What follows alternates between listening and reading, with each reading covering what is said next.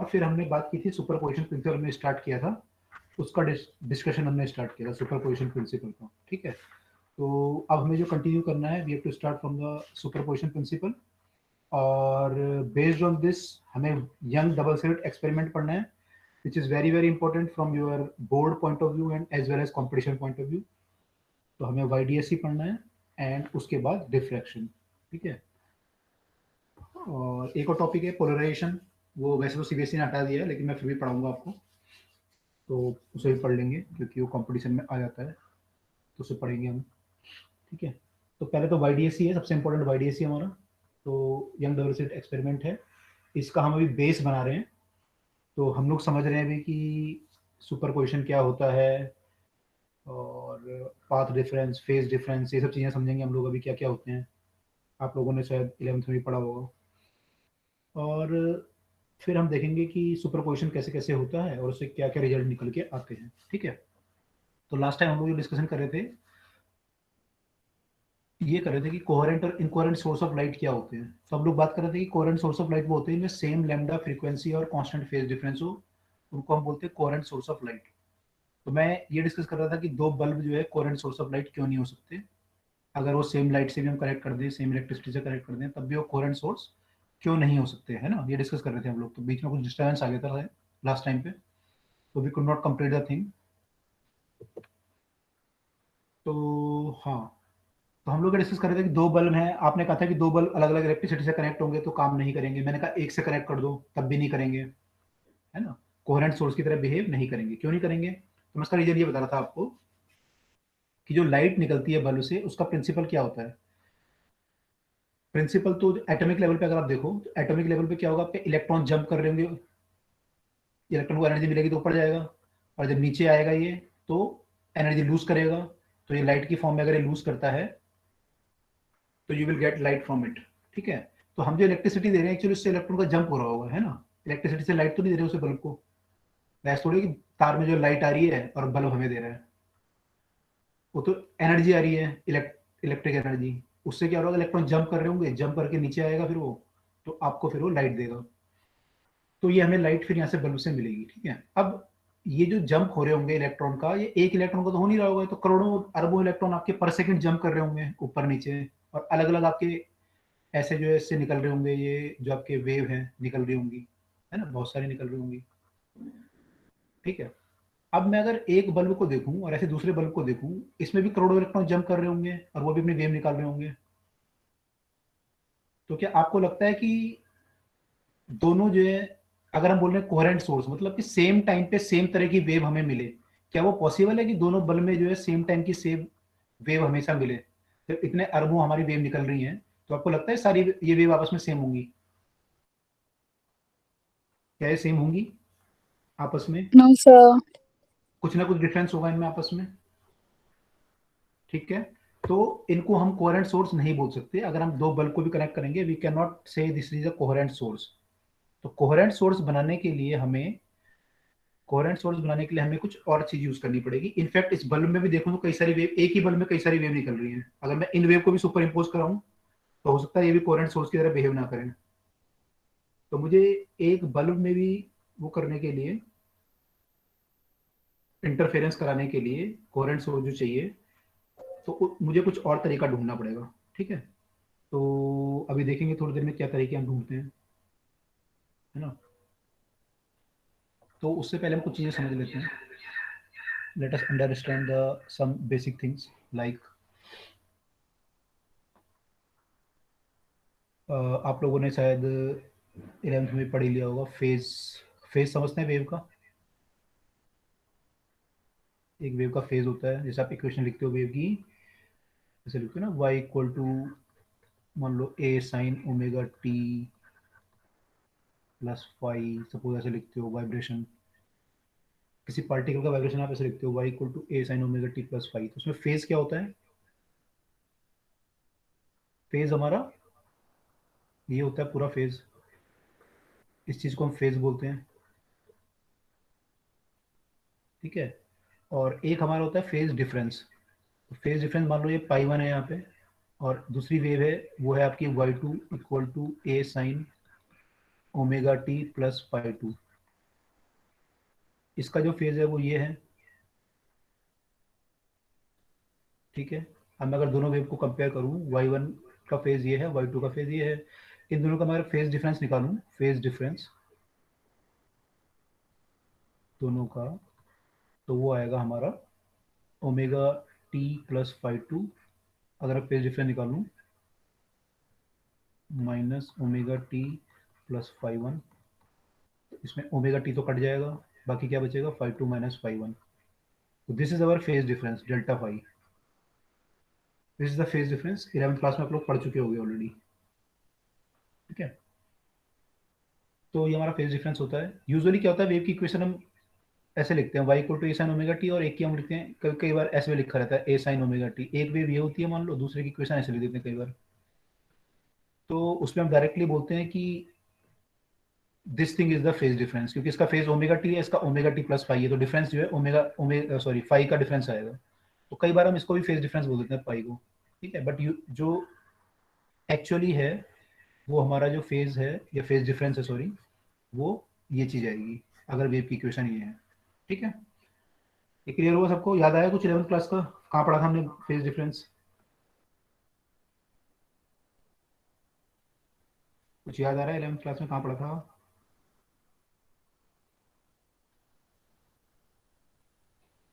No? Wave पढ़ी होगी 11th class में, वेव भी तो पढ़ी थी हमने, मैकेनिकल वेव्स। और एसएचएम पढ़ा होगा, वहां पे आया था नहीं आया था ये? एसएचएम में, यस, गुड। तो वेव वगैरह भी आपने पढ़ी थी यहाँ पे ना, स्ट्रिंग में जो वेव पास करती है, मैकेनिकल वेव्स वगैरह पढ़ी होंगी, है ना। ऑर्गन पाइप पढ़े होंगे, यस शुभम। ऑर्गन पाइप पढ़े होंगे, तो वहां पे भी हमारा सारा ये आ रहा था सेम, ठीक है। तो एक्चुअली जो वेव होती है ना उसके डिफरेंट फेज होते हैं। तो एक वेव होती है हमारी, आपको ध्यान होगा, मैं थोड़ा सा और बता देता हूँ आपको, पता नहीं आप लोगों को याद है नहीं है। क्रस्ट और ट्रफ पढ़े होंगे ना आपने, क्रस्ट होते हैं और ट्रफ होते हैं उसमें। एक वेव में आपके क्रस्ट एंड ट्रफ होते हैं, आपने पढ़ा होगा, ठीक है। और जो एक वेव हम मानते हैं, यहाँ से लेके यहाँ तक हम एक वेव मानते हैं, ऐसे फिर दूसरी वेव शुरू हो गई यहाँ से यहाँ तक, ठीक है। तो इसका जो हम वो मानते हैं वेवलेंथ, अगर आप निकालोगे तो लैम्डा होती है। तो वेवलेंथ जो आपकी होती है, क्रस्ट से क्रस्ट की दूरी या ट्रफ से ट्रफ की दूरी को डिफाइन करते हैं वैसे तो हम वेवलेंथ तो, है ना। क्रस्ट से क्रस्ट की दूरी निकालो या ट्रफ से ट्रफ की निकालो तो उसे वेवलेंथ बोलते हैं, आपको ध्यान आ रहा होगा। और इस केस में जो एक वेव है एक्चुअली ये भी वेवलेंथ ही होगा आपका, ये भी आपका वेवलेंथ होगा, ठीक है। तो अगर आप फेज वाइज बात करें, मान लो मैं इसका फेज जीरो मान लूँ एक वेव में, यहाँ का फेज जीरो मान लूँ, तो यहाँ का पूरा कंप्लीट वेव हो जाएगा, टू पाई फेज होगा यहाँ पे। तो यहाँ पे पाई होगा, यहाँ पे पाई बाय टू, और यहाँ पे कितना होगा 90 180 या 270 होगा, यानी थ्री पाई बाय टू। इस पॉइंट का जो फेज होगा वो थ्री पाई बाय टू, अगर मैं इसका जीरो मान लूँ यहाँ से, है ना। अगर इसका जीरो हो तो ये पाई बाय टू होगा, ये पाई होगा, ये थ्री पाई बाय टू होगा, ये टू पाई होगा, ठीक है। तो ये हमारे फेज होते हैं, ठीक, ये सब 11th क्लास की बातें हैं। तो ये फेज डिफरेंस आता है, फेज डिफरेंस मतलब कि एक वेव कौन से फेज में, दूसरी वेव कौन से फेज में है। मान लो ये एक वेव ऐसे है, और उसी जगह पे एक वेव जो है वो ऐसे है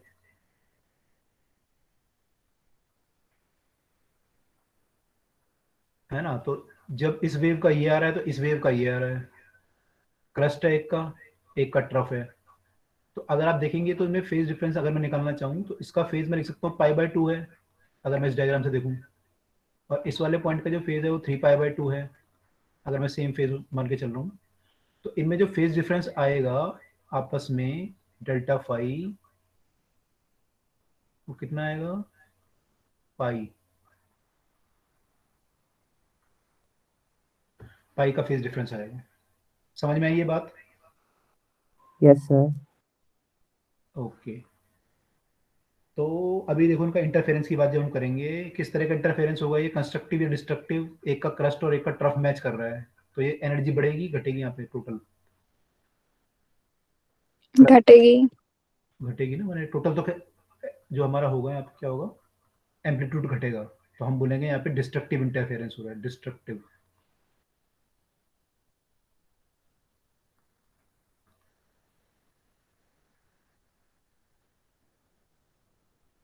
ठीक है, अभी आगे देखेंगे ये। इस केस में डिस्ट्रक्टिव इंटरफेरेंस हो रहा है, जो हमारा ये कितने का, पाई का है। ठीक है, फेज डिफरेंस हमारा पाई का है। ऐसे ही मान लो ये केस ये होता हमारा, ये तो डिस्ट्रक्टिव इंटरफेरेंस हुआ। मान लो अगर केस ऐसा होता कि क्रस्ट और क्रस्ट एंड ट्रफ ये दोनों एक साथ एक जगह पे एक पॉइंट पे एक साथ आ रहे हैं एक टाइम पे, तो ये दोनों आपस में ऐड हो जाएंगे y1 प्लस y2। तो इनका फेज जो है मैं मान सकता हूँ कि इसका फेज जो है पाई बाय टू है, तो इसका फेज जो है या तो पाई बाय टू होगा, है ना, या फिर क्या हो सकता है, देखो ये पाई बाय टू था, या फिर मैं अगर अगला बनाता इससे और आगे का, तो कितना होता, 2 पाई प्लस पाई बाय टू, या फिर उससे अगला होता तो वो क्या होता, 4 pi plus pi by two. तो इसका जो फेज होगा एक्चुअली वो 2n pi plus pi by two होगा, plus minus pi by two. ये बात समझ में आ रही है? Yes, sir. ठीक है, तो इन दोनों में जब इंटरफेरेंस होगा तो क्या होगा, ये दोनों जब ऐड होंगे तो ये कुछ ऐसी वेव बन जाएगी, बड़ी हो जाएगी वेव, कंस्ट्रक्टिव इंटरफेरेंस हो जाएगा इनमें। किस कंडीशन में हुआ, जब इनके आपस में जो फेज डिफरेंस है, अगर मैं फेज डिफरेंस निकालूं दोनों का, तो इस केस में जो फेज डिफरेंस आएगा मेरा डेल्टा फाई, वो कितना आ रहा है, 2n पाई के बराबर आ रहा है। इन दोनों केस में जो फेज डिफरेंस है 2n पाई, क्योंकि पाई बाय टू है, ये भी पाई बाय टू है, जब माइनस करोगे तो 2n पाई बचेगा आपका। इस केस में आप देखोगे तो इसका मैंने जो माना फेज पाई बाय टू अगर मान लिया, तो इसका या तो 3 पाई बाय टू होगा अगर ये यहाँ पे होगा। अब मान लो ये वाला लूँ, ये भी तो हो सकता है दूसरी वेव का, ये मेरे को थोड़ी पता दूसरी वेव का कौन सा पार्ट है, ये वाला पार्ट है कि ये वाला पार्ट है। तो अगर ये वाला पार्ट होता तो 2 pi plus 3 pi by to होता, उससे अगला लेता, Yes, sir. है ना, उससे अगला लेता तो 6 पाई प्लस पाई बाय टू, ऐसे करके चलता रहता। तो इसे भी मैं इन जनरल इस पॉइंट को भी मैं जिसका फेज है लिख सकता हूँ 2n pi plus minus 3 pi by two. तो इनका जो फेज डिफरेंस मेरा आ रहा है वो या तो पाई आएगा, या फिर क्या आएगा, +2 पाई आ जाएगा, पाई +2 पाई। अगर मान लो अगली वेव का ले लूँ मैं उसको, 2 पाई और एक्स्ट्रा आ जाएगा, है ना। मान लो भाई ये वेव पूरी मैं कंप्लीट कर लूँ,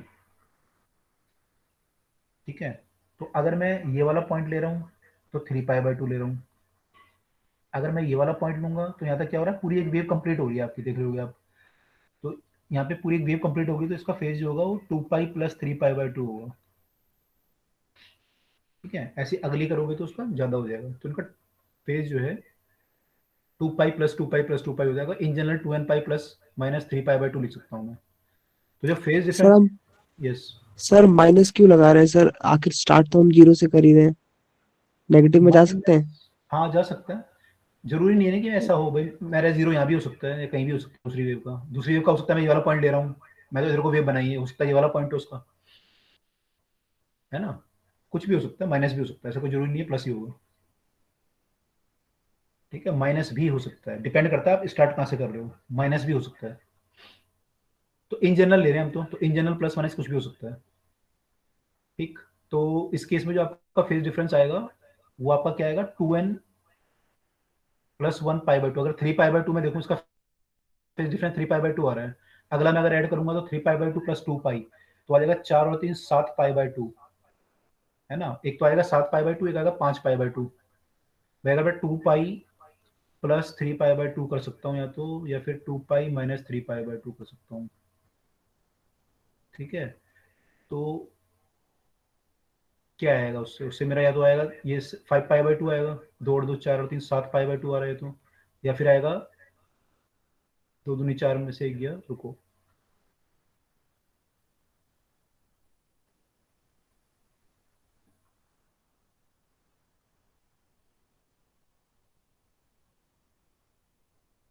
हाँ, ये हमारा जो है 2 पाई प्लस माइनस है, तो 2 pi plus 3 pi by two होगा, 2 पाई 3 माइनस 3 पाई बाय टू होगा। इस केस में अगर देखोगे तो पाई बाय टू आएगा।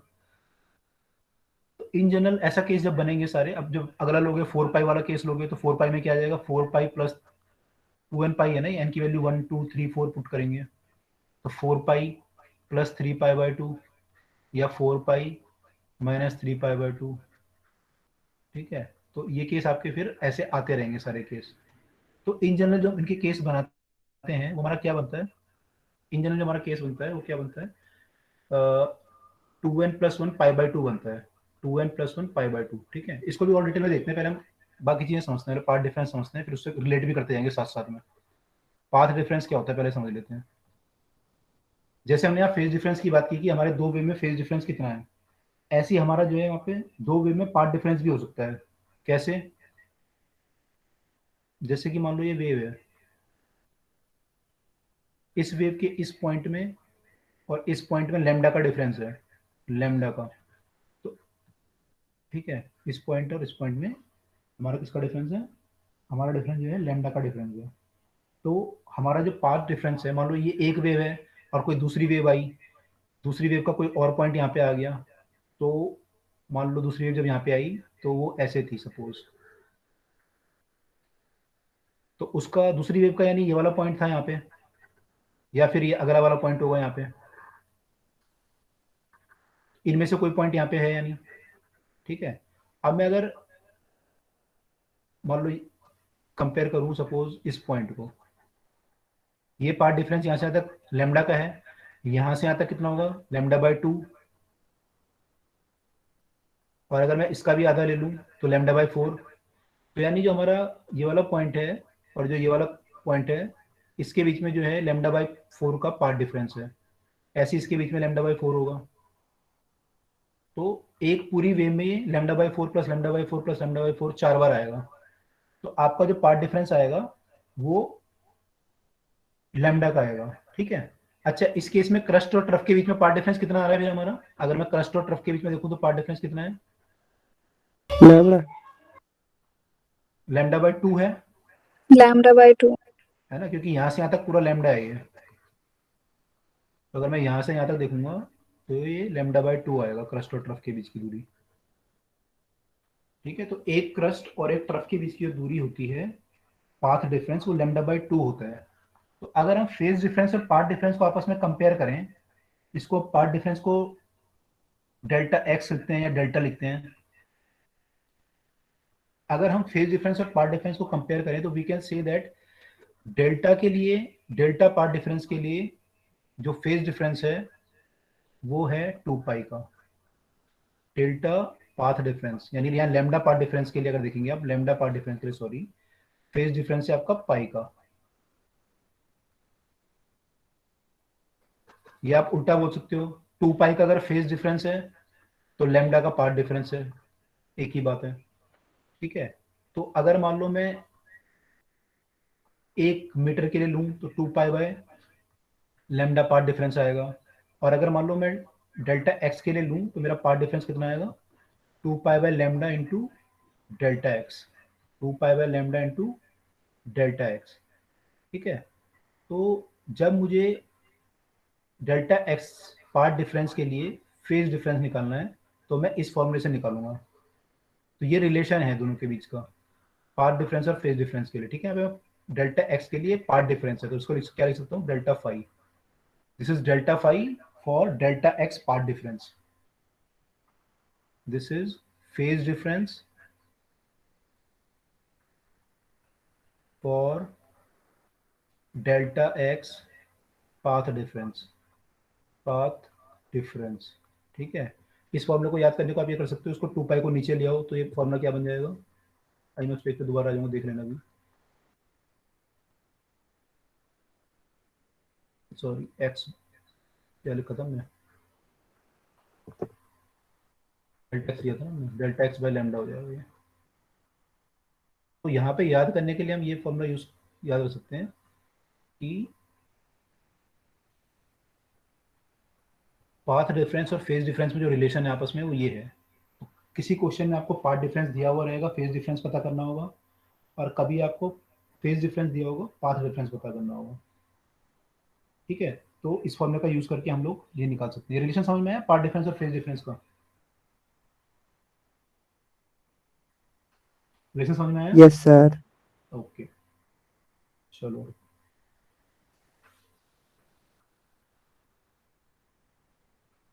टाइम डिफरेंस निकालो, टाइम डिफरेंस भी निकाल सकते हो आप, है ना। टाइम जो आपका होता है पूरे पाथ के लिए लैम्डा टी होता है, सॉरी टाइम डिफरेंस यहाँ पे कैपिटल टी का होता है। अगर मान लो क्वेश्चन में ये आ गया बाई चांस कि इतने पार्ट डिफरेंस के लिए कितना टाइम डिफरेंस होगा, या इतने फेज डिफरेंस के लिए कितना टाइम डिफरेंस होगा, तो आपस में वो रिलेशन भी हम बना सकते हैं आराम से। इसमें आपको कोई प्रॉब्लम नहीं आएगी मेरे ख्याल से, ठीक है। अच्छा, अब जब दो वेव आपस में इंटरफेयर करेंगी तो क्या होगा, उसका रिजल्टेंट एम्पलीट्यूड कितना होगा एंड फ्रीक्वेंसी क्या होगी, ठीक है।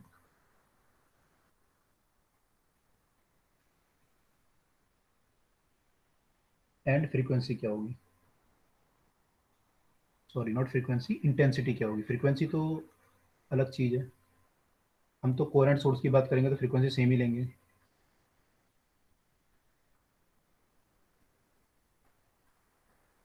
अभी मैं आपसे पूछूंगा कोरेंट सोर्स क्यों ले रहे हैं ना, अभी आगे जब मैं पढ़ाऊंगा ना तो पूछूंगा आपसे क्यों लिया हमने coherent he, amplitude and intensity.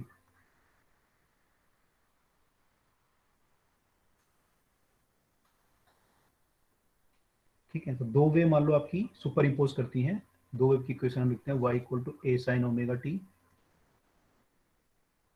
And y2 equal to, amplitude different है, sin ओमेगा t प्लस 5। दोनों का मैंने ओमेगा सेम लिया है, इसका मतलब ये है मैं दोनों की फ्रीक्वेंसी सेम ले रहा हूँ, फ्रीक्वेंसी या टाइम पीरियड में सेम ले रहा हूँ वेव की। और t मैंने लिया है, दोनों में t लिखा है, तो यानी मैं एक पर्टिकुलर टाइम की बात कर रहा हूँ, तो ये दोनों सुपर इम्पोज कर रही है। तो आपका जो रिजल्टेंट आएगा y that will be equal to the vector sum of these two, principle of superposition ये बोलता है, y equal y1 plus y2, ठीक है। अब यहाँ पे ये क्या है, इसका एम्पलीट्यूड है, ठीक है, और ये फेज है बाकी, ऐसे यहाँ पे इसका एम्पलीट्यूड a2 है।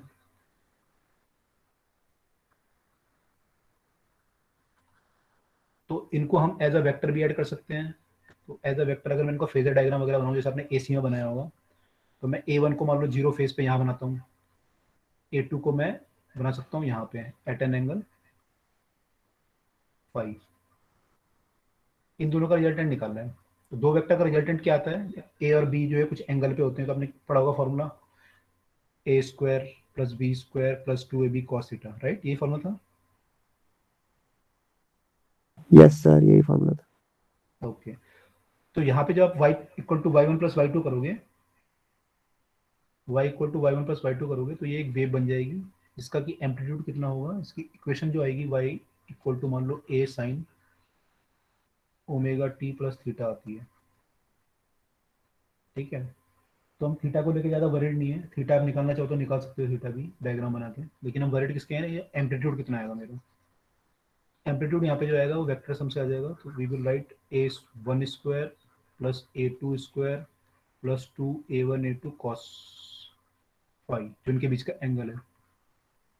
This is the resultant amplitude because of these two waves, because of this interference of these two waves. तो यहाँ पे मेरा रिजल्टेंट एम्पलीट्यूड ये आएगा, ठीक है। अब अगर मैं इंटेंसिटी की बात करूं, ठीक है, इंटेंसिटी की बात करूं, इंटेंसिटी जो होती है वेव की, वो प्रोपोर्शनल होती है एम्पलीट्यूड के स्क्वायर के। Intensity is proportional to the amplitude square, ठीक है।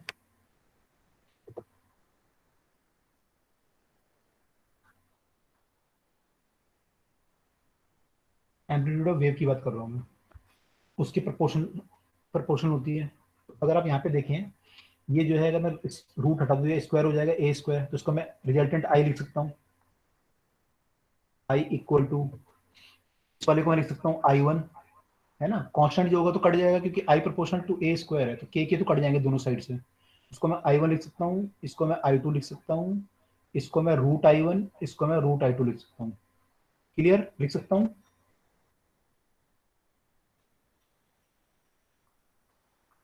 ऐसे लिख सकता हूँ। बात समझ में आई सबको। Yes, sir.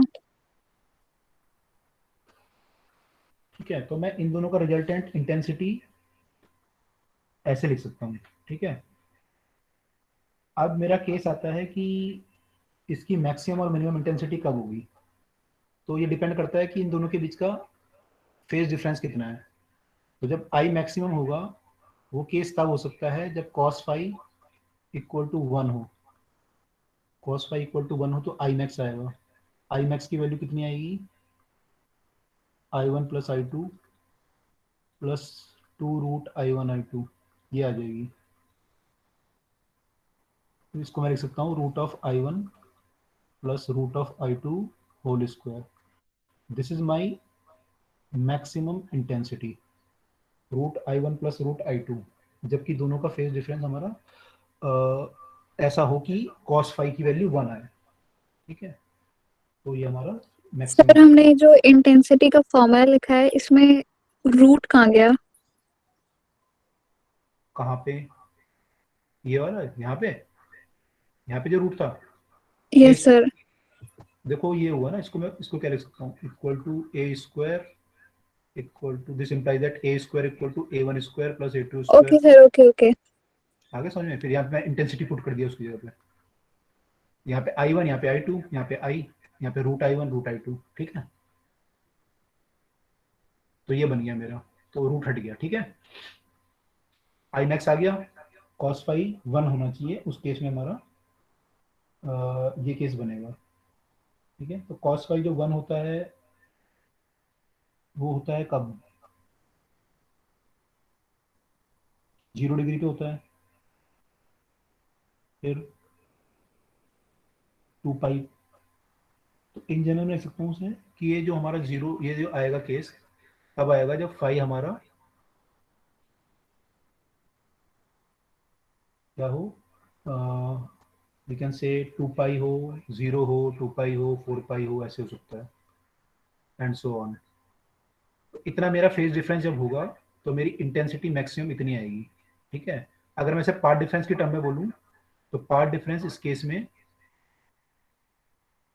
डेल्टा एक्स जो है पार्ट डिफरेंस इस केस में जो होगा वो हो सकता है लैम्डा, सॉरी यहाँ पे 0 हो सकता है, 2 पाई पे लैम्डा हो जाएगा, यहाँ पे 2 लैम्डा हो जाएगा, तो 0 lambda 2 lambda and so on. तो in general we can say कि path difference should be n lambda और phase difference should be 2n pi, means even multiple of, we can say 2n पाई क्या है हमारा, 2n पाई जो हमारा multiple of पाई है, even multiple of पाई, 2 पाई 4 पाई 6 पाई, तो वहां पे हमारा जो फेज डिफरेंस आएगा वो हमारा कॉस को 1 कर देगा, इंटेंसिटी को मैक्सिमम। तो यहाँ पे इंटेंसिटी मैक्सिमम होने के लिए ये कंडीशन है, इन केसेस में हमारी इंटेंसिटी मैक्सिमम आएगी। ये क्लियर हुआ।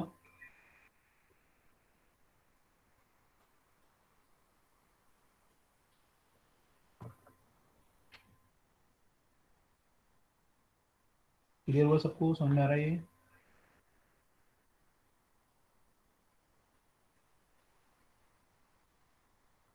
Yes sir. ओके, अब देखो इसमें स्पेशल केस अराइज होता है अगर हमारा i1 i2 बराबर हो, if i1 equal to i2 हो, इक्वल टू सपोज i0, तो हमारी जो इंटेंसिटी मैक्सिमम आएगी वो आ जाएगी √of i1 plus √of i2, जब करोगे क्या आ जाएगी, ये आ जाएगी आपकी 2√of i0 का square which is 4 times i0। तो जो रिजल्टेंट इंटेंसिटी आएगी वो 4 times of the intensity of i0, क्या माना था हमने, एक सोर्स की इंटेंसिटी माना था या उस पॉइंट पे इंटेंसिटी माना था, तो intensity of due to one source या वन वेव। तो ये वन वेव की जो इंटेंसिटी आएगी उससे 4 गुना हो जाएगी, एम्पलीट्यूड डबल हो जाएगा, इंटेंसिटी आपकी ये हो जाएगी 4 गुना। ठीक है, क्योंकि इंटेंसिटी जो है प्रोपोर्शनल होती है एम्पलीट्यूड के स्क्वायर के। ठीक है, तो ये हमारा स्पेशल केस आया, this is for I max. अगर आई मिनिमम की बात करें तो अब क्या होगा वहां पे, उसे देखते हैं। ठीक है, पेज टर्न कर रहा हूँ मैं।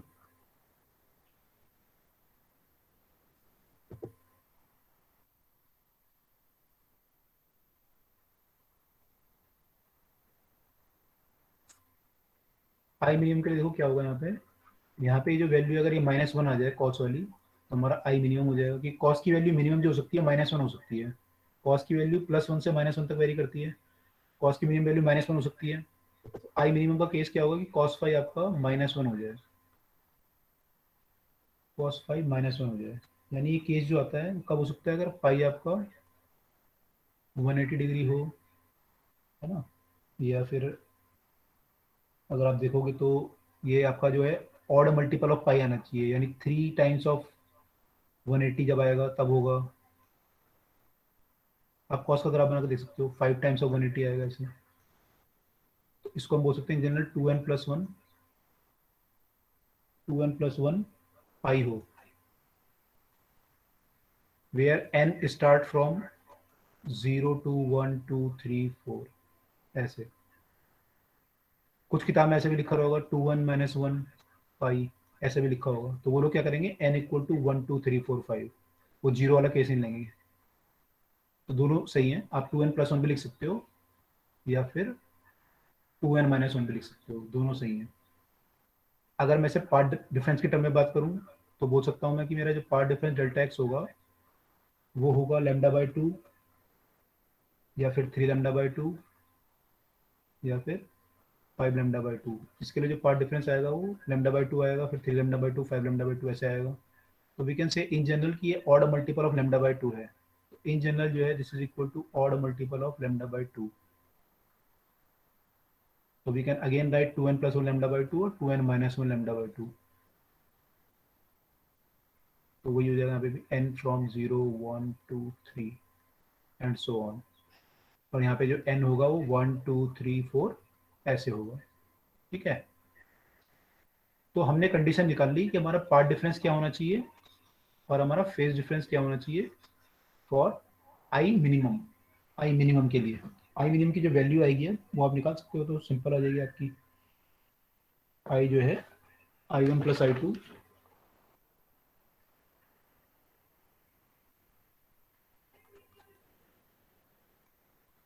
-2√i1i2 हो जाएगा सीधा। अब यहाँ पे भी स्पेशल केस अराइज करता है कि i1 और i2 बराबर हो जाए अगर इक्वल टू i0, तो ये वैल्यू आपकी आई मिनिमम जो है, ये आई मिनिमम निकाले थे आपने, विल बी हाउ मच 0। अगर ये प्लस ये 2i हो जाएगा और ये -2i हो जाएगा, this whole value will become 0। ठीक है, जैसे यहाँ पे 4i हो गई थी आई मैक्सिमम, तो यहाँ पे आई मिनिमम जो है वो 0 हो जाएगा। ठीक है, और इसकी जो वैल्यू है यहाँ पे इसको आप √i1 -√i2 लिख सकते थे का स्क्वायर, जब ये -1 आ गया तो ये तो इन जनरल केस है। और ये अगर दोनों इंटेंसिटी बराबर है तो 0 आएगा। क्लियर है?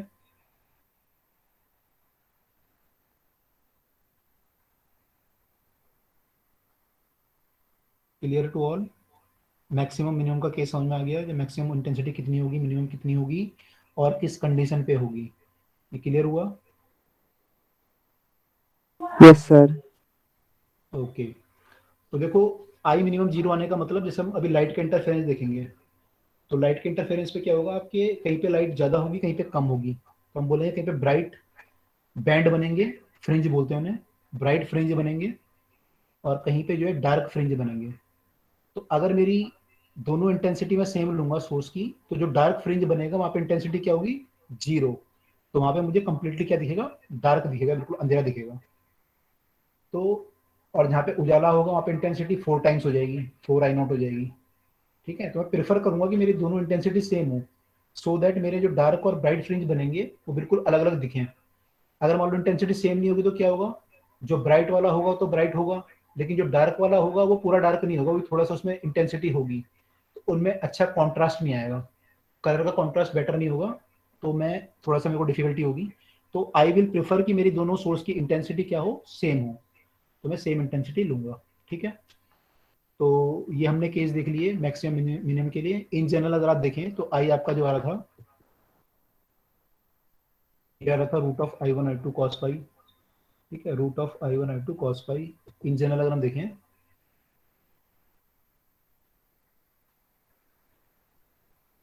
अगर हमारा I1 equal to I2 equal to I0 हो जाए, मैक्सिमम मिनिमम केस नहीं है, जनरल केस है, तो मेरा जो I बनेगा क्या बनेगा, I0 plus I0 plus 2 root of I0 cos phi. तो ये तो I0 ही हो जाएगा फिर दोबारा, तो ये 2I0 ये हो जाएगा और 2I0 ये हो जाएगा कॉस फाई के साथ। तो ये 2I0 को कॉमन ले लूँ अगर मैं, तो बन जाएगा 1 प्लस कॉस फाई, और 1 प्लस कॉस फाई आपको पता होगा 1 plus cos phi 2 cos square pi by 2 होता है। तो we can write this as 4I0 cos square pi by 2। In general, this is my intensity in the case when two sources are of equal intensity। तो ये मेरी general intensity है for phase difference pi. तो इसकी भी आपको जरूरत पड़ेगी क्वेश्चंस में, तो ये ध्यान से देख लो कैसे ड्राइव किया हमने।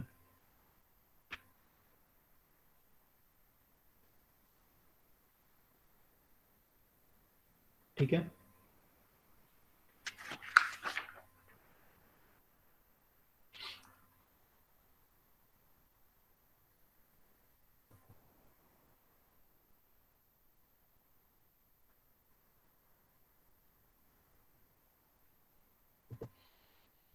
ओके। अब आते हैं हम यंग डबल स्लिट एक्सपेरिमेंट पे। यंग डबल स्लिट एक्सपेरिमेंट पे, young double slit experiment basically light के वेव नेचर को प्रूव करने के लिए किया गया है। लाइट जो है वेव नेचर शो करती है, तो इसमें क्या होता है, इंटरफेरेंस होता है। अगर ये वेव नेचर शो करेगी तो उसमें इंटरफेरेंस होगा, एज अ वेव, लाइट में वेव इंटरफेरेंस होना चाहिए। तो उसमें देखा गया कि वाकई में इंटरफेरेंस होता है कि नहीं होता। तो YDSC में सेटअप करके चेक किया गया कि इसमें इंटरफेरेंस होता है या नहीं होता। तो YDSC का जो सेटअप होता है लगभग ऐसा होता है,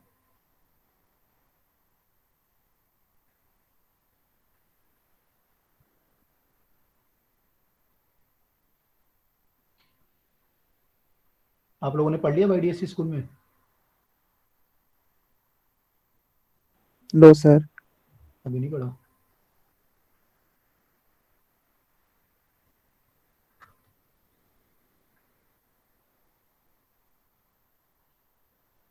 इसमें क्या होता है देखो, सबसे बड़ी प्रॉब्लम हमारी ये थी पहले तो सोर्स, कोहेरेंट सोर्स बनाने की। कोहेरेंट सोर्स बनाने का इसमें क्या करा जाता है, देखो ये तो आपकी स्क्रीन है, यहाँ पे आपका सोर्स है। आपको इस सोर्स के दो सोर्स बनाने हैं, तो आप क्या करते हैं, यहाँ पे स्लिट लेते हैं। स्लिट जो है बहुत थिन साइज की एक जगह होती है, जैसे कि लाइट पास हो सकती है, इसमें होल सा टाइप का होता है, तो इन होल से लाइट पास हो सकती है। तो यहाँ पे दो होल हैं, आप देख रहे होगे, एक होल यहाँ पे और एक होल यहाँ पे है। तो जो लाइट यहाँ से जाएगी, तो जो लाइट इससे निकलेगी, वो लाइट क्या होगा, यहाँ से दोनों पे टकराएगी, तो यहाँ से पार होगी। अब ये लाइट क्या है, एक ही सोर्स से निकली है, ठीक है, एक ही सोर्स से निकली है। अब क्या होगा, यहाँ पे जब लाइट टकराएगी तो हाइगन प्रिंसिपल से सेकेंडरी वेवलेट की तरह बिहेव करेगी। तो सेकेंडरी वेवलेट की तरह जब बिहेव करेगी तो क्या करेगी, अपना वेवलेट बनाएगी, ऐसे वेव फ्रंट छोड़ेगी ऐसे करके। अगर इसका पूरा बनाओ आप तो ऐसा कुछ बनेगा इसका।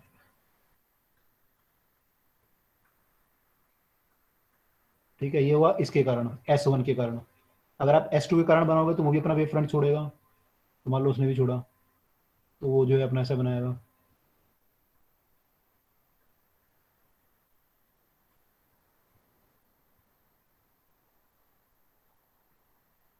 तो इनमें क्या होगा, इंटरफेरेंस होगा। क्या होगा इनमें, इंटरफेरेंस। जिस पॉइंट पे ये लोग आपस में ऐसे करेंगे, वहां पे आपका क्या होगा, इंटरफेरेंस होगा। ठीक है, तो कहीं पे आपका कंस्ट्रक्टिव इंटरफेरेंस होगा, कहीं पे डिस्ट्रक्टिव इंटरफेरेंस होगा। ठीक है, इसको जो डायग्राम का आप देखोगे और बेटर अगर मैं समझाऊं आपको।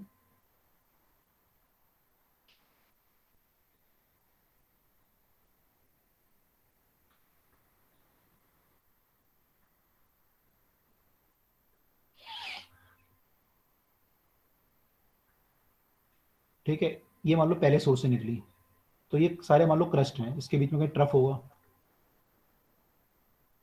ऐसे इसके बीच में एक ट्रफ होगा, जब दो क्रस्ट के बीच में ट्रफ होगा।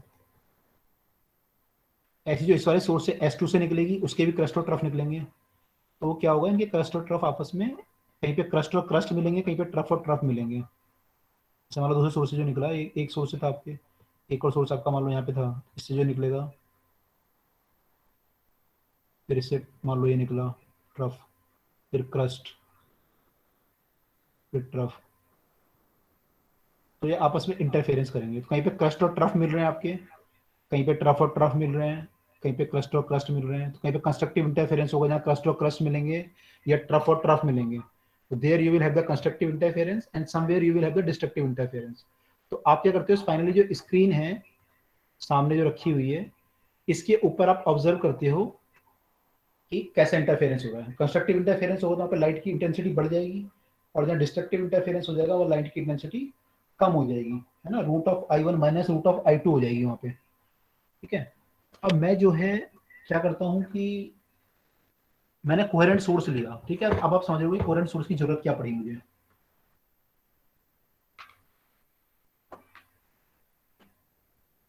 देखो, अगर मैं कोहेरेंट सोर्स ना लूं तो क्या होगा,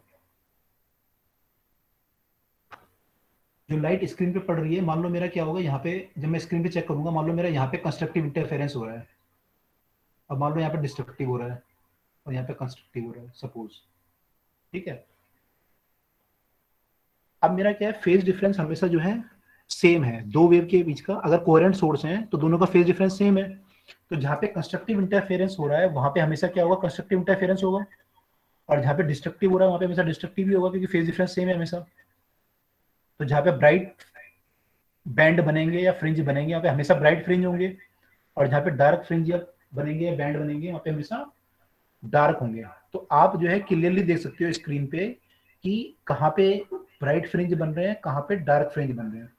ठीक है, अगर मान लो मेरा फेज डिफरेंस सेम ना होता, दोनों के बीच में फेज डिफरेंस चेंज हो रहा होता बार बार, है ना, अगर दोनों के बीच में फेज डिफरेंस बार बार चेंज हो रहा होता, कोहेरेंट सोर्स ना होते, तो क्या होता, एक पॉइंट पे कभी कंस्ट्रक्टिव इंटरफेरेंस होता, कभी डिस्ट्रक्टिव होता, फिर कंस्ट्रक्टिव फिर डिस्ट्रक्टिव, कि डिपेंडिंग ऑन कि कब किसका वहाँ पे जो है क्रस्ट आ रहा है, कब किसका ट्रफ आ रहा है। तो बार बार वहाँ पे क्या होता है, ब्राइटनेस चेंज होती रहती है आपकी, यहाँ पे बार बार ब्राइटनेस चेंज, कभी तो बहुत ब्राइट हो जाता कोई भी फ्रिंज आपका, कभी तो बहुत ब्राइट हो जाता और कभी बहुत डार्क हो जाता कोई भी फ्रिंज। तो और ये कितने तेजी से होता है, बहुत तेजी से, एक सेकंड में लाखों बार चेंज हो जाता है, हजारों बार चेंज हो जाता है। तो आपको पता नहीं चलता यहाँ पे कि बन क्या रहा है, यहाँ पे कंस्ट्रक्टिव इंटरफेरेंस हो रहा है, डिस्ट्रक्टिव हो रहा है। तो यू कुड नॉट से कि कहाँ पे कौन सा फ्रिंज बन रहा है, कहाँ पे कौन सा बैंड बन रहा है। ये आप तब बोल सकते हो जबकि वो स्टेबल हो, आप उसे देख पाओ, और वो तब देख सकते हो आप जब यहाँ पे जो वेव्स आ रही हैं उनके बीच का जो फेज डिफरेंस है वो हमेशा कांस्टेंट हो। जो एक वेव यहाँ से आ रही है S1 से और एक S2 से जो आ रही है एक पॉइंट पे ऐसे, इनके बीच का जो फेज डिफरेंस है वो जब हमेशा कांस्टेंट हो इस पॉइंट पे, तब आप बता सकते हो कि यहाँ पे कंस्ट्रक्टिव इंटरफेरेंस हमेशा हो या डिस्ट्रक्टिव इंटरफेरेंस होगा, तब आप बता सकते हो कि क्या हो रहा है। तो इसलिए हम कोहेरेंट सोर्स यूज करते हैं। ठीक है, समझ में आया।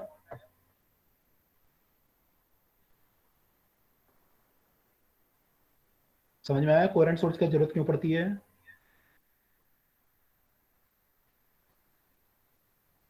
Yes sir. ओके,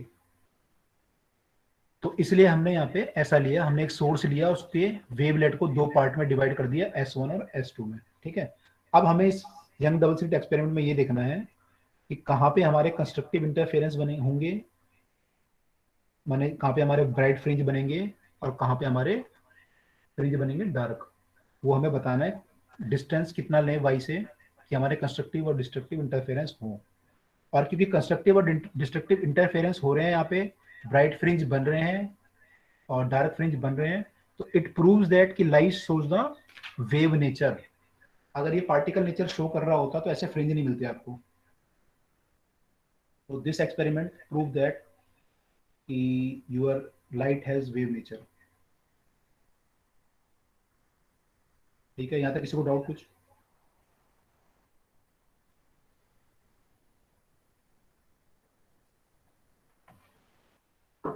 कोई डाउट नहीं है। हाँ सर। अब देखो यहाँ पे हम एक जनरल पॉइंट पे करते हैं फेज डिफरेंस निकालने की। ठीक है, देखो फेज डिफरेंस निकालना थोड़ा मुश्किल है मेरे लिए, मैं पाथ डिफरेंस निकाल लेता हूँ, है ना, क्योंकि पाथ तो मुझे पता है, लंबाई तो मैं नाप सकता हूँ सेंटीमीटर मीटर में। तो मैं पाथ डिफरेंस निकाल लेता हूँ, फिर उसको फेज में कन्वर्ट करना तो मुझे आता ही है, फॉर्मूला में पढ़ चुका हूँ ऑलरेडी। पाथ डिफरेंस और फेज डिफरेंस में जो रिलेशन होता है वो फॉर्मूला में ऑलरेडी पढ़ चुका हूँ।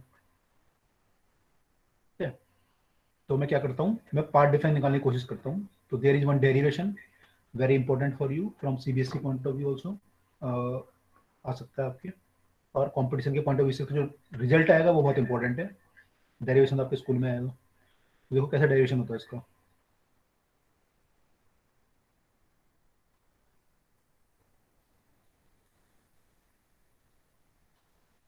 ठीक है, ये आपका सेंट्रल लाइन है और ये दो स्लिट हैं आपकी जो सेंट्रल लाइन से बराबर दूरी पे रखी हुई हैं. दिस इज स्लिट S1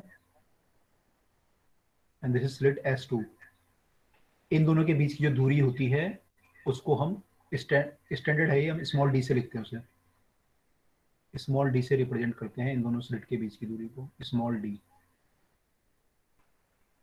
ठीक है, यहां से जो स्क्रीन की दूरी होती है उसको कैपिटल डी से रिप्रेजेंट करते हैं, कैपिटल डी से.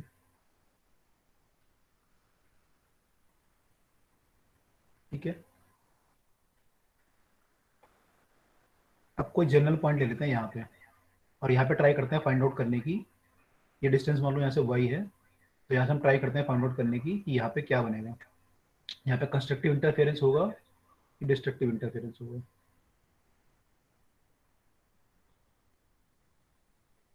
तो मैं यहाँ पे कोशिश करता हूँ पार्ट डिफरेंस निकालने की. मेरा पार्ट डिफरेंस कितना आ रहा है यहाँ पे,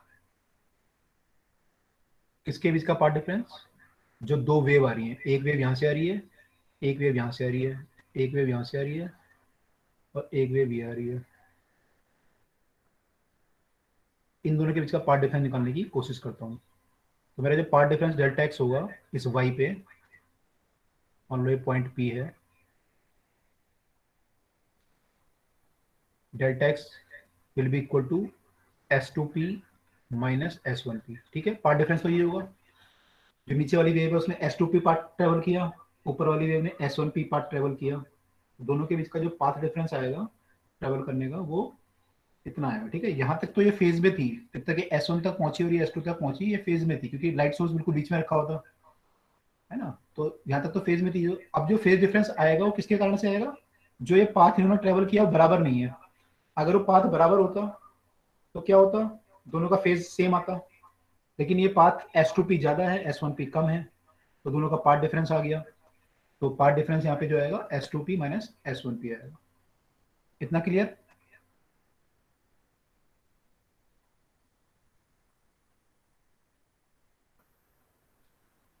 क्लियर हुआ सबको, लिख दो उसमें यस या सर. बता दो. क्लियर हो गया. अच्छा, अब यहाँ पे ओके, यहाँ पे जो है ये निकालने के लिए पार्ट डिफरेंस मुझे थोड़ा सा कंस्ट्रक्शन करनी पड़ेगी. तो मैं कंस्ट्रक्शन कर लेता हूँ यहाँ पे. इस पॉइंट को मैं मान लेता हूँ, सपोज कुछ भी मान लो, ए मान लो, इसको बी मान लो. तो मैंने स्लिट के बिल्कुल सामने से लाइन ड्रॉ करी यहाँ पे. और मुझे ये पाथ निकालना है एक्चुअली, तो मैं पाइथागोरस थ्योरम लगाने की कोशिश कर रहा हूँ इस ट्राइंगल में, इस वाले पाथ को निकालने के लिए. और जब मैं इसको निकालने की कोशिश करूंगा तो मैं यहाँ पे इस ट्राइंगल में पाइथागोरस थ्योरम लगाऊंगा. ठीक है, अब जो मेरा S1P है, मान लो S2P की बात करता हूँ पहले मैं. S2P जो मेरा है उसका स्क्वायर पाइथागोरस थ्योरम से वो होगा S2B का स्क्वायर प्लस BP का स्क्वायर. ठीक है, इसमें कोई डाउट नहीं है. S2B क्या होता है मेरा, ये तो D है, D का square plus BD sorry BP, यानी यहां से लेके यहां तक की दूरी. यहां से लेके यहां तक की आप दूरी देखोगे तो यहां से यहां तक तो y की दूरी है ये, और यहां से यहां तक की जो दूरी होगी, यहां से यहां तक की दूरी वो कितनी होगी, ये पूरी दूरी d है, तो इसकी आधी दूरी होगी ये S2 के सामने है पॉइंट B, तो ये दूरी होगी d/2. ये दूरी होगी d/2. तो ये पूरी दूरी आपकी हो गई y प्लस d/2 का स्क्वायर.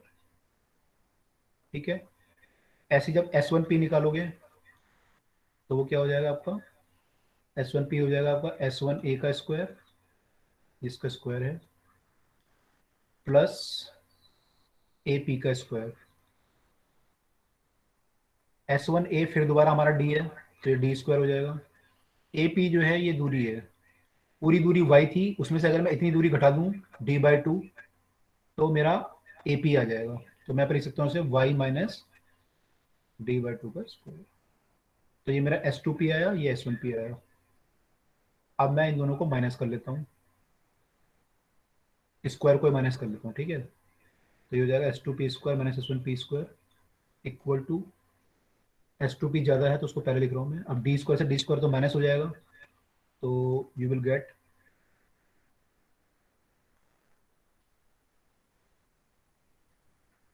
पेपर में पूरा लिख देना, ठीक है, गायब मत करना बीच में से। और जो लिख मैं बोलता जा रहा हूँ लिखते भी जाना वहाँ पे पेपर में, ऐसा नहीं सीधा सीधा कर दिया डायरेक्ट।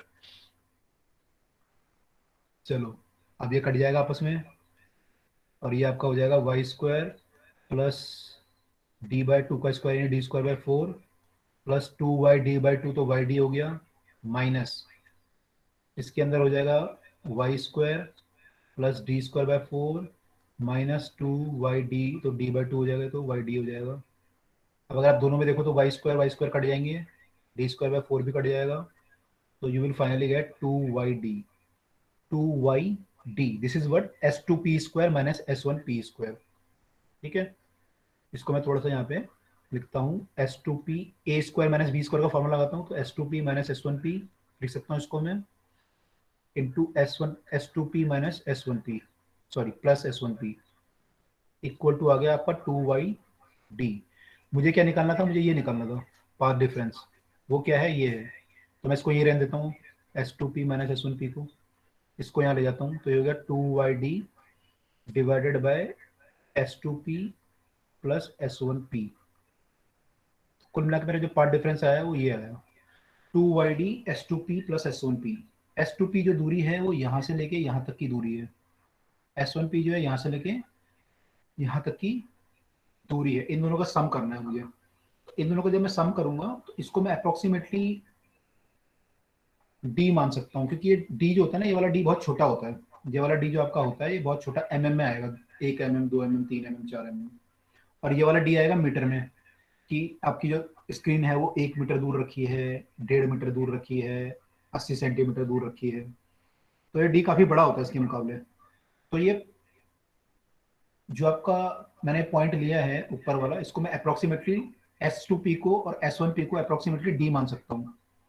तो ये मेरा जो डेरिवेशन है ये बन जाएगा 2y/2 कैपिटल D, ठीक है। मैंने अज्यूम कर लिया S1P और S2P को अप्रोक्सीमेटली इक्वल टू D के, तो ये बना, तो ये कितना आ गया y/d। तो you got that path difference, यहाँ से अब देखो फाइनली क्या है, path difference equal to y/d। तो किस पे डिपेंड कर रहा है, आपके पॉइंट पे, पॉइंट कितना ऊपर है, d कितना है आपका, और कैपिटल D कितना है। तो बहुत इंपॉर्टेंट डेरिवेशन है, delta x equal to dy/d, dy/d। इतना समझ में आया डेरिवेशन, ये सीबीएसई में इंपॉर्टेंट है बहुत। समझ में आया डेरिवेशन कैसे किया? Yes sir. कर लोगे पेपर में खुद, एक बार प्रैक्टिस कर लेना खुद, तभी कर पाओगे, नहीं तो फंस जाओगे वहाँ पे। अगर पाइथागोरस थ्योरम वैसे लगाना लगो ना, डायरेक्ट अप्रोक्सीमेशन नहीं मानोगे यहाँ पे, तो पाइथागोरस थ्योरम से फंस जाओगे आप। तो उसको थोड़ा सा एक बार प्रैक्टिस कर लेना पेपर में जाने से पहले, 2 बार बल्कि, ठीक। चलो अब आप बोलोगे मैंने फॉर्मूला ऐसे क्यों लिख दिया, ये dy/d वो इसलिए लिखा है मैंने, इसका डेरिवेशन ऐसे भी है कि आप इस पॉइंट से ये लगा रहे हो S1P और S2P, तो उसमें क्या करते हैं, कुछ जो आप शॉर्टकट होता है कंपटीशन की बुक्स में, वहाँ पे यहाँ पे परपेंडिकुलर ड्रॉ कर देते हैं, परपेंडिकुलर यहाँ पे ड्रॉ कर देते हैं, ठीक है। तो क्या बोलते हैं, वो कहते हैं कि जो पार्ट डिफरेंस मेरा ये S1P और S2P है, अब ये क्या होता है, पाथ, ये स्क्रीन बहुत दूर होती है, तो ये पॉइंट लगभग लगभग जो है ना, दोनों रे बहुत पैरेलल होती हैं ऐसे लगभग, इनमें जो पार्ट डिफरेंस आएगा वो केवल इस परपेंडिकुलर के इतना जो बचेगा ये पार्ट डिफरेंस आएगा बेसिकली डेल्टा एक्स। तो यानी जो पार्ट डिफरेंस है हमारा वो डेल्टा एक्स ये होगा यहाँ से लेके यहाँ तक का। ठीक है, इसकी अगर आप वैल्यू निकालना चाहोगे तो देखो क्या आएगी इसकी वैल्यू, डेल्टा एक्स की वैल्यू। आपको पता है कि ये आपका डी है, स्मॉल डी, इन दोनों के बीच की दूरी, ये इस ट्रायंगल में आप देखो तो ये डी है। ये एंगल मान लो, मैं मानता हूँ कि ये एंगल जो है जिससे पॉइंट आप निकाल रहे हो ये एंगल थीटा है। ठीक है, तो आप इसे थीटा मान सकते हो या इसे थीटा मान लो, एक ही बात है, क्योंकि मैंने आपको बता दिया रे जो है पैरेलल है। या तो आप इसे थीटा मान लो ऊपर वाले को, या नीचे वाले को, या बीच वाले को, तीनों को थीटा मान सकते हो, क्योंकि रे बहुत पैरेलल होती है। तो you can take this as theta और दिस एज थीटा और this as theta, these are same things. तो मान लो मेरा ये थीटा है, इस ट्राइंगल में अगर मैं इसे थीटा मान रहा हूँ तो मेरा ये थीटा हुआ, तो ये 90 माइनस थीटा होगा। भाई अगर ये थीटा है तो मैंने किसको थीटा माना, देखो इसको थीटा माना। अगर ये थीटा है तो ये भी थीटा होगा, और अगर ये थीटा है तो ये 90 माइनस थीटा होगा। ठीक है, और अगर ये 90 माइनस थीटा हुआ तो जो आपने परपेंडिकुलर ड्रॉ किया तो ये एंगल थीटा होगा। यानी कुल मिला के ये वाला एंगल, ऊपर वाला एंगल कितना होगा, थीटा। ये बात क्लियर हुई? Yes sir. ओके, तो हमारा फिर यहाँ से डेल्टा एक्स कितना आ जाएगा? अगर इस ट्राइंगल में देखो राइट एंगल ट्राइंगल है, ये डी है, हाइपोटेनस डी है और ये एंगल थीटा है, तो डेल्टा एक्स कितना आएगा? डी क्या आएगा, साइन थीटा कॉस थीटा?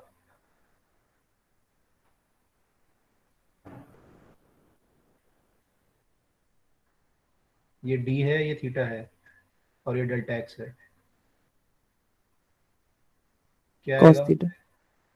पक्का ये चाहिए नहीं मुझे? Sir, sine theta.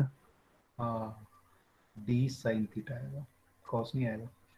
ठीक है, अब क्योंकि थीटा बहुत स्मॉल है तो you can take d sine theta as d tan theta approximately, d tan theta. और यहाँ से टेन थीटा क्या हो जाएगा आपका, y by capital D, y by capital D. तो you will get D y by D, D y by D. इसलिए मैंने यहाँ पे ऐसे लिखा था, actually this is D sine theta.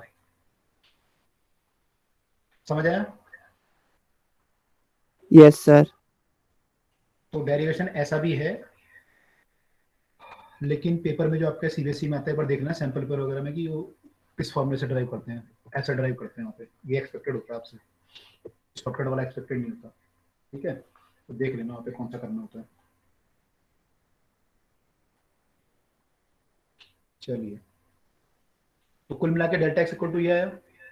अब वही कंडीशन, कंस्ट्रक्टिव इंटरफेरेंस और डिस्ट्रक्टिव इंटरफेरेंस की कंडीशन लगानी है आपको, है ना?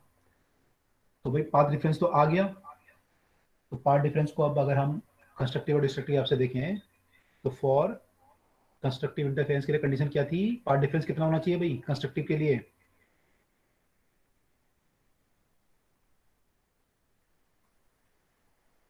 कंस्ट्रक्टिव के लिए पाथ डिफरेंस कितना होना चाहिए?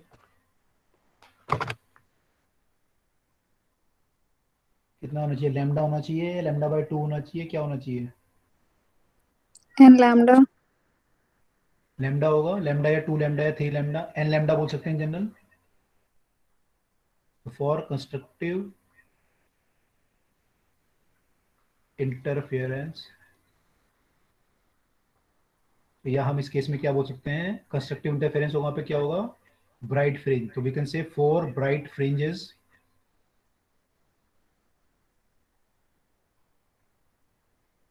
Delta x should be equal to n lambda, delta x should be equal to n lambda. तो इससे क्या आया मेरा, d y by d should be n lambda, यानी कि y should be n lambda capital d by small d. This is the condition for constructive interference. तो y की इन वैल्यू पे, यानी lambda bye D, 2 lambda d by d क्या बनेंगे आपके, bright fringes.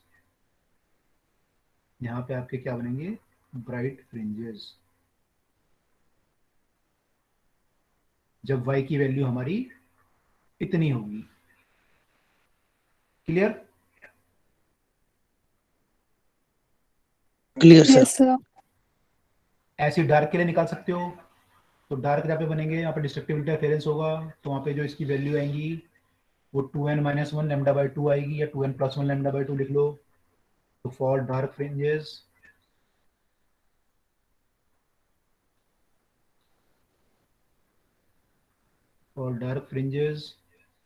your path difference should be multiple of odd multiple of lambda by 2, so we can write 2n-1 or 2n+1, whatever you want. तो यहाँ से हमारा y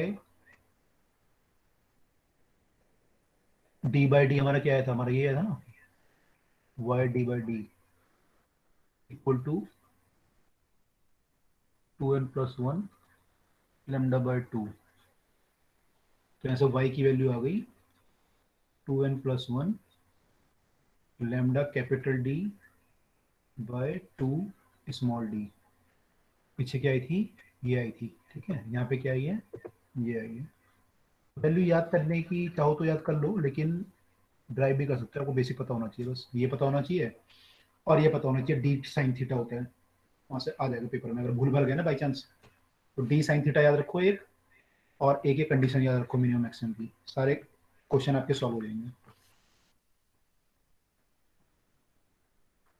ठीक है। तो अब देखो यहाँ पे कैसे बनेगा ये फ्रिंजेस आपके।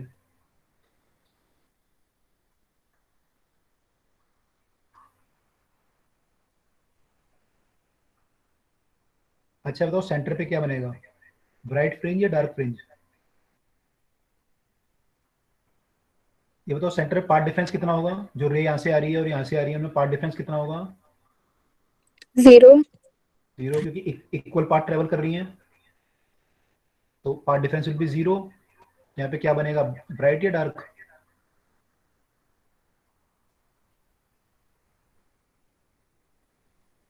ब्राइट फ्रिंज या डार्क फ्रिंज,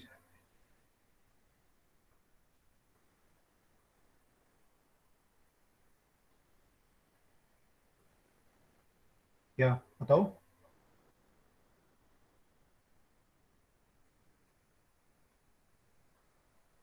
पार्ट डिफरेंस अगर 0 होगा तो क्या बनेगा,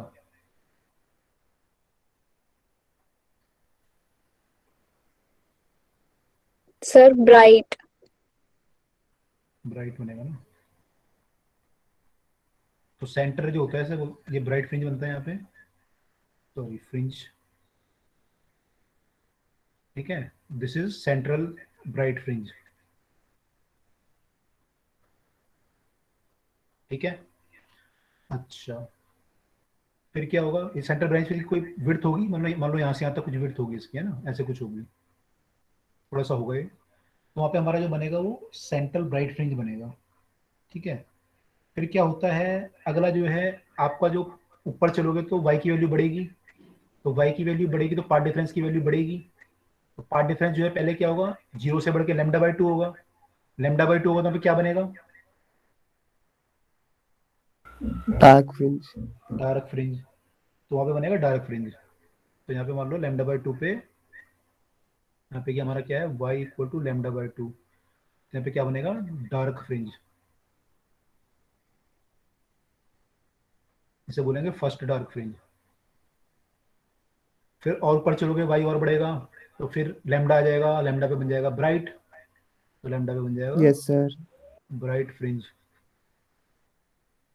ऐसे नहीं बन रही है, ऐसे बनेगा, ठीक है। ये इनकी कोई विड्थ होंगी, मैंने यहाँ पे ये खत्म हुआ फिर ये शुरू हो गया डार्क वाला, फिर ये ब्राइट फ्रिंज बना यहाँ पे, तो इसको बोलेंगे हम, यहाँ पे क्या होगा, वाई नहीं होगा, ये डेल्टा एक्स होगा, delta x equal to lambda, इसको हम बोलेंगे फर्स्ट ब्राइट फ्रिंज, ठीक है। फिर और ऊपर जाओगे तो फिर क्या होगा, 3 लैम्डा बाई 2 हो जाएगा, तो सेकंड डार्क आ जाएगा, एंड सो ऑन। और ऊपर जाओगे फिर आपका delta x will B 3 lambda by 2, तो you got second dark fringe. ऐसे ही चलती रहेगी कहानी, फिर ब्राइट, फिर डार्क, फिर ब्राइट, ऐसे ही ये ऊपर की तरफ जाएगा और ऐसे ही ये नीचे की तरफ जाएगा। तो in both the side you will gate several dark and several bright fringes, several dark and several bright fringes, ठीक है। तो इनकी जो इंटेंसिटी होती है एक्चुअली वो कैसे वेरी करती है, अगर आप इंटेंसिटी देखोगे इसका। अच्छा, पहले इनकी जो शेप होती है, इसकी शेप जो है, शेप ऑफ फ्रिंज जो होती है,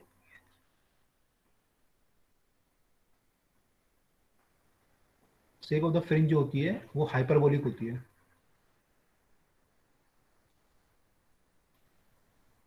ठीक है। अब इनकी जो इंटेंसिटी वेरी करती है,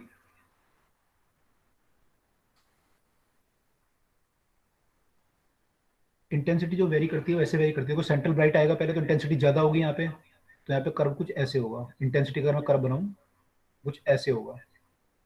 फिर क्या होगा, इंटेंसिटी घटती जाएगी, घटते घटते जीरो हो गई, फिर बढ़ गई, फिर घट गई, फिर जीरो हो गई, फिर ये बढ़ गया, फिर घट गया, ऐसे ऐसे इस साइड होगा, यहाँ पे जीरो हो जाएगी, ऐसे चलता रहेगा ये। तो ये जो पोजीशन है आपकी ये सेंट्रल की है, ये जो है आपका यहाँ पे मिनिमम इंटेंसिटी हो रही है, ये आपका क्या है, फर्स्ट मिनिमा। फर्स्ट मिनिमा मतलब जो फर्स्ट डार्क फ्रिंज आएगा। और ये क्या है, यहाँ पे इंटेंसिटी मैक्सिमम है, this is first bright fringe या first maxima.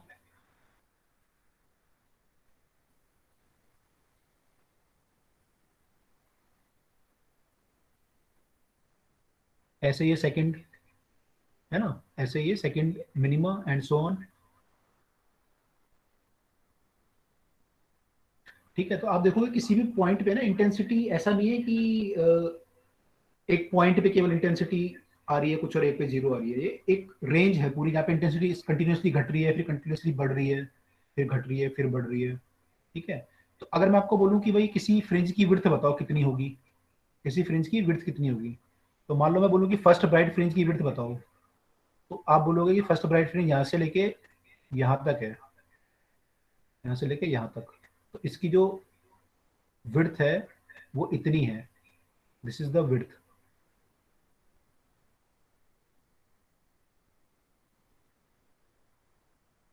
Width of fringe, beta बोलते हैं इसे, ठीक है। ऐसे आपको मान लो मिनिमा की निकालनी है किसी मिनिमा की, तो मिनिमा की निकालने के लिए आप क्या बोलोगे, आप बोलोगे कि यहाँ से मैक्सिमा से लेके और इस मैक्सिमा तक ले लो, इसके बीच की जो होगा मिनिमा होगा, इसको हम बोलते हैं विड्थ ऑफ द फ्रिंज, ठीक है, विड्थ ऑफ द फ्रिंज।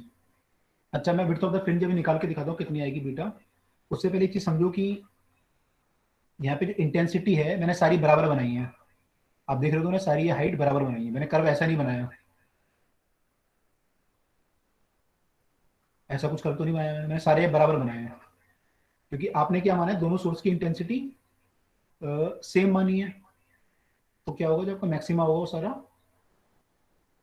मान लो अगर सेम ना भी हो तो मैक्सिमम तो बराबर ही आएंगे सारे आपके, ठीक है, मैक्सिमम सारे बराबर आएंगे।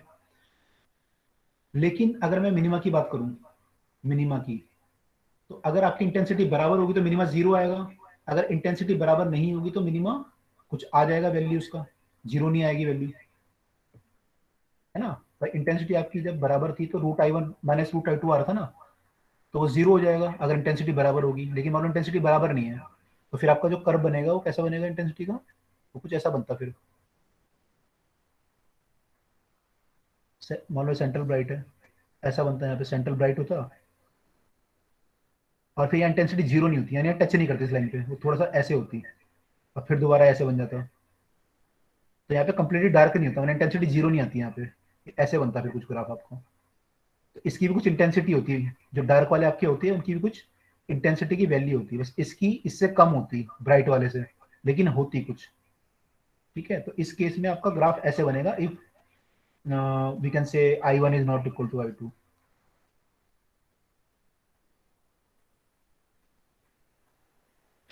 समझ में आई बात, क्लियर है, यस सर। ठीक है। अब एक बार बीटा निकाल लेते हैं, बीटा कितना होगा वो निकाल लेते हैं।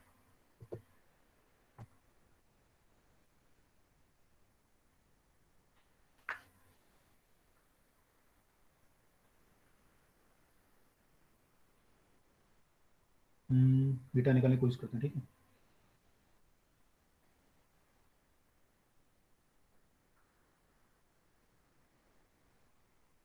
देखो बीटा निकालने क्या कर सकते हैं, बीटा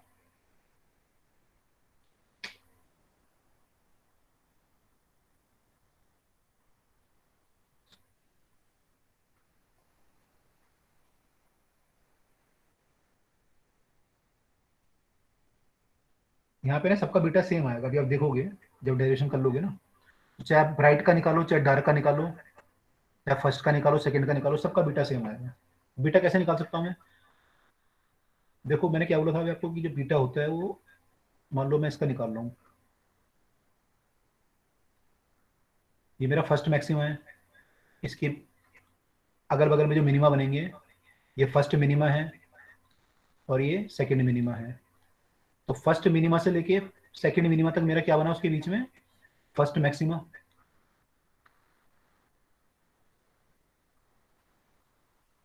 फर्स्ट मैक्सिमा बना, तो मैं इसकी दूरी अगर निकालना चाहता हूँ, मैं इसकी बीटा निकालना चाहता हूँ, तो मैं क्या करूंगा, मैं सेकंड मिनिमा का वाई निकाल लूंगा, y for the second minima, और उसमें से ये माइनस कर दूंगा। अगर मैं y2 y1 निकाल दूं minus y of the first minima कर लूं, तो मेरा डेल्टा बीटा आ जाएगा और फर्स्ट मैक्सिमा। ये बात क्लियर है, ऐसे हो जाएगा।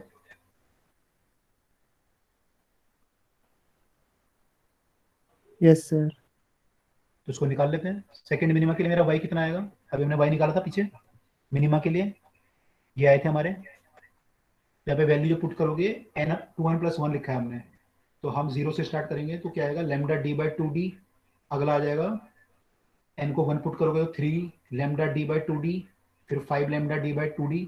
तो ये ऐसे वेरी कर रहा है, यानी कि जो पहले वाले का ये होगा वो होगा लैम्डा d/2d, और जो दूसरे वाले का होगा वो होगा 3 लैम्डा d/2d। इनको जब माइनस करोगे तो आपका बीटा आएगा,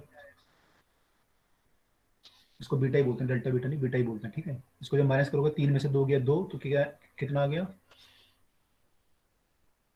you got lambda d/d। This is your formula for the beta, ठीक है। ये मैंने इसके लिए निकाला, आप किसी और जनरल के लिए निकाल के देख लेते हैं, एक है ना, किसी और के लिए निकाल के देख लेते हैं। ये मैंने किसके लिए निकाला, फर्स्ट मिनिमा के लिए। अगर मान लो मैं किसी और का निकाल दूं, सपोज यहाँ पे मैं, सॉरी ये मैंने फर्स्ट मैक्सिमा का निकाला, मान लो मैं किसी मिनिमा का निकालता हूँ, मान लो मैं इस मिनिमा का निकालता हूँ बीटा, इस मिनिमा, ये जो मिनिमा मेरा हो रहा है वो यहाँ से लेके और यहाँ तक चल रहा है, तो ये मेरा जो मैक्सिमा है ये central maxima, first maxima, second maxima, ये मेरा सेकंड मैक्सिमा है और ये मेरा थर्ड मैक्सिमा है, और इसके बीच में मेरा क्या बन रहा है, ये फर्स्ट मिनिमा था, ये सेकंड मिनिमा था, ये थर्ड मिनिमा बन रहा है। तो जब मैं थर्ड मिनिमा का वाई निकालूंगा, बीटा निकालूंगा सॉरी, थर्ड मिनिमा का, तो मैं क्या करूंगा, इसका वाई ले लेता हूँ थर्ड मैक्सिमा का, y for the third maxima minus y for the second maxima. अब जो y मेरा है, y का फॉर्मूला क्या आया था मेरा मैक्सिमा के लिए, क्या आया था, लैम्डा d/d। तो 1 2 3 4 पुट कर देंगे, तो lambda d/d, 2 lambda d/d, 3 lambda d/d, ऐसा रहेगा। थर्ड के लिए आ जाएगा 3 लैम्डा d/,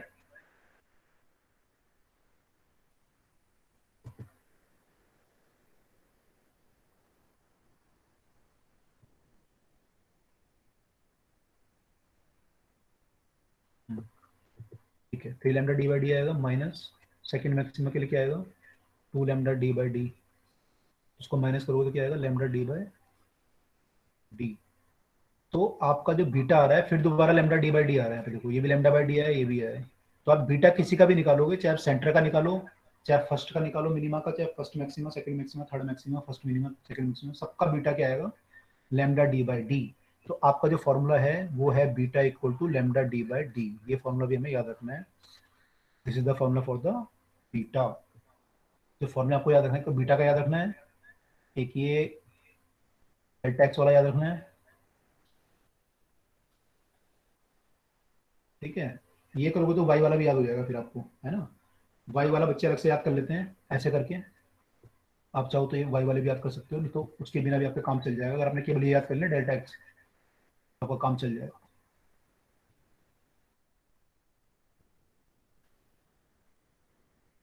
बीटा हमारा आया लैम्डा डी बाई डी। इतना क्लियर हुआ?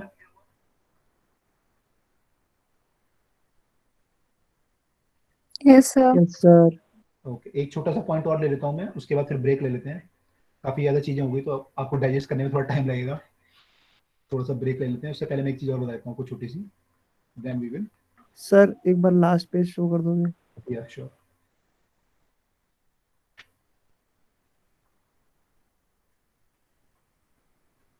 यस सर, आगे ओके, बढ़िए।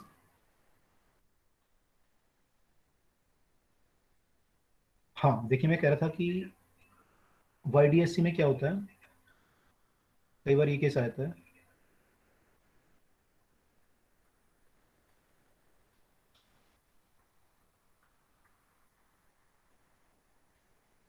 इस केस में सेंटर पे हमारा क्या बना था, मैक्सिमम, तो डेल्टा एक्स और जीरो, क्योंकि रे जो है सेम पार्ट ट्रेवल कर रही थी। S1P और S2P से जो रे आ रही थी वो क्या कर रही थी, सेम पार्ट ट्रेवल कर रही थी।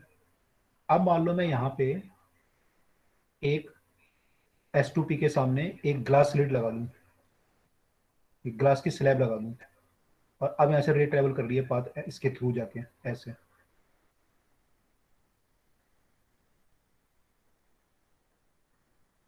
ठीक है, तो अब दोनों पाथ जो है ज्योमेट्रिकली सेम है, ज्योमेट्रिकली तो अब भी सेम है, लेकिन ऑप्टिकली अगर मैं देखूं तो ऑप्टिकली क्या होता है, ग्लास के अंदर लाइट की स्पीड कम हो जाती है,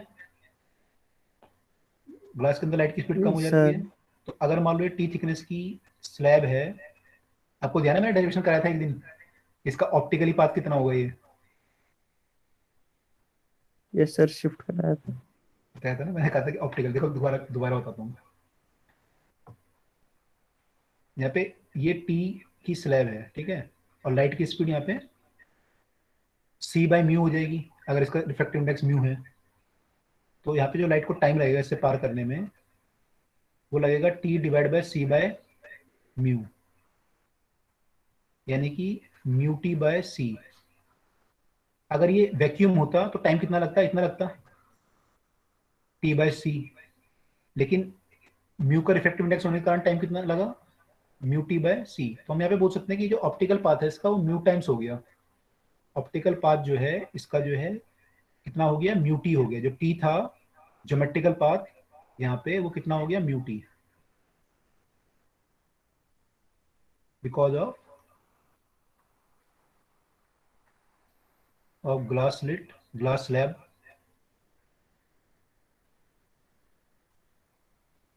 ऑप्टिकल पाथ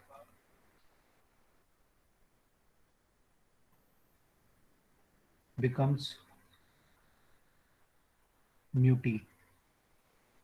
ये बात क्लियर हुई?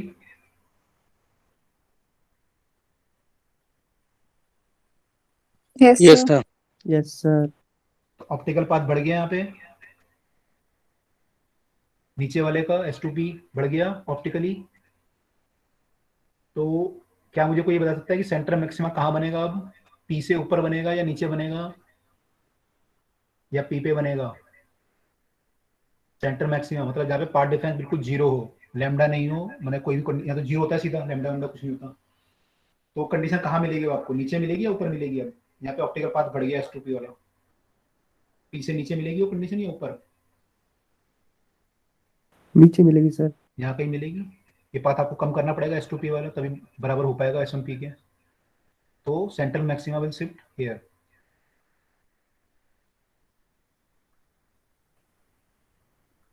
Will shift downward. ठीक है, क्लियर हुआ सबको ये बात? Yes sir. अगर मैं ऊपर स्लिट लगाता तो ऊपर शिफ्ट हो जाता,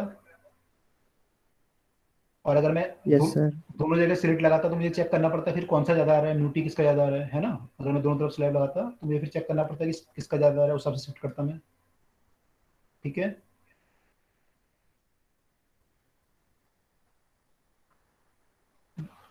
ठीक है। टी का पाथ म्यूटी हुआ, तो इसमें इंक्रीज कितना हुआ, इंक्रीज कितना हुआ पाथ में? Mu times. हाँ म्यू टाइम्स हुआ, लेकिन अगर मैं वैल्यू देखूं तो वो हो गया म्यू टी माइनस टी, इतना इंक्रीज हुआ, यानी mu minus 1 into T.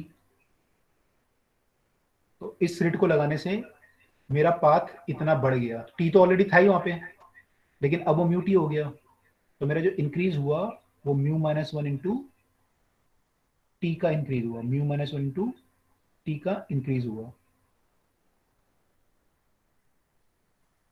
Clear?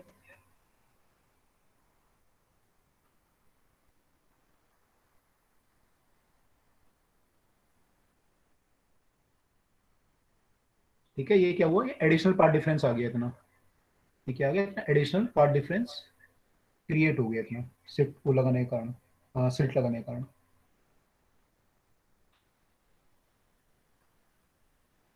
ठीक है, Yes, sir. Clear. तो we can write additional path differences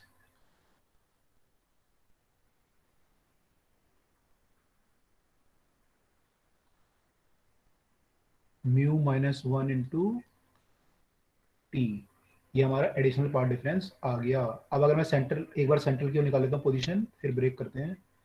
अगर ये सेंटर की पोजीशन में निकालना चाहूँ यहाँ पे, तो मेरा सेंटर यहाँ पे आ रहा था, सेंट्रल फ्रिंज, इसका जो अगर ये निकालूंगा डिस्प्लेस, कितना डिस्प्लेस हो गया ये, तो मैं क्या करूंगा, वही फॉर्मूला लगाऊंगा, S1P माइनस S2P लगाऊंगा, मान लो फिर दोबारा से।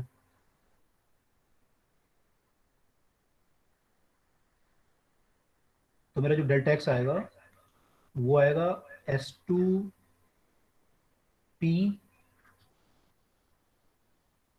Minus S1P। ठीक है, ये तो आता सिंपली अगर स्लिट ना होती तो। S2P में कितना और एडिशनल ऐड हो गया, म्यू टी माइनस टी, यानी म्यू माइनस 1 इंटू टी। तो यहाँ पे लिख सकता हूँ पार्ट डिफरेंस। Yes sir. ठीक है, मैंने म्यू टी बढ़ा दिया और टी माइनस कर दिया, टी तो था ही ऑलरेडी, वो तो S2P में काउंट हो गया था ऑलरेडी, तो मैंने उतना टी माइनस कर दिया, तो म्यू माइनस 1 इंटू टी लिख दिया मैंने। अब आपको पता है S2P माइनस S1P तो आप ड्राइव कर चुके हो ऑलरेडी, तो ज्योमेट्रिकली ड्राइव करोगे पाइथागोरस थ्योरम लगा के,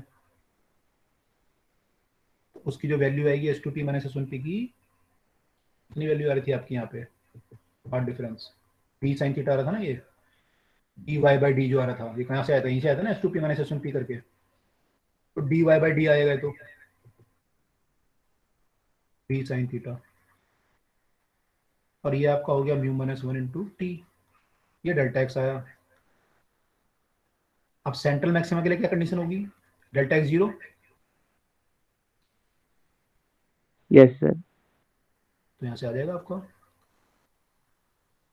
this implies that y d by d plus mu minus 1 into t equal to 0, which implies that y equal to minus mu minus 1 into t d by d, mu minus 1 by t d by d।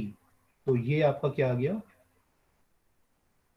Shift आ गया, कि हमारा जो है कितना यहाँ पे shift हुआ because of putting this mu slab.